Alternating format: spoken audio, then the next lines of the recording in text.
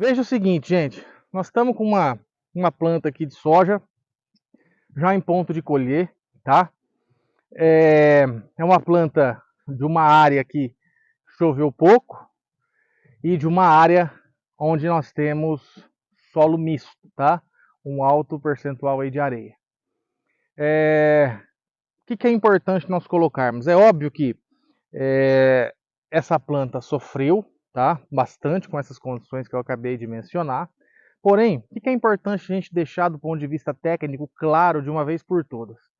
Como que eu vou formar, como que uma planta de soja forma produção? Como que ela entrega produção para a área? Perceba o seguinte, numa planta de soja, eu consigo identificar claramente aqui o meu ramo principal, tá? Onde vocês estão vendo, eu estou segurando, estou apontando aqui. E, junto com o ramo principal, eu tenho as ramas, tá? Ou os galhos aqui. Então, são pontos importantes que nós temos que entender.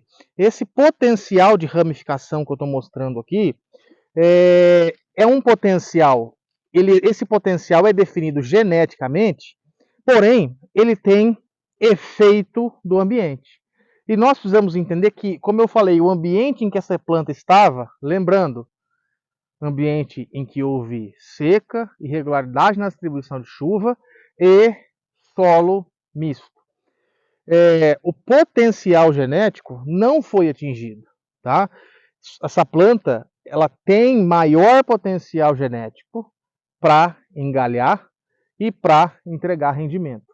Então, um dos fatores, né, que nós precisamos entender aqui que forma o rendimento de uma planta de soja é potencial genético de engalhamento, tá?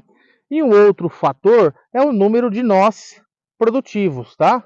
Ou seja, o quanto de nós os ramos entregam, os ramos produzem, e o quanto de nós produtivos o haste principal, o caule principal entrega, tá?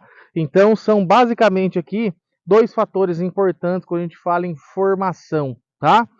Quando a gente fala em formação de produção, de rendimento em termos de quantidade, que são, na verdade, três fatores, tá?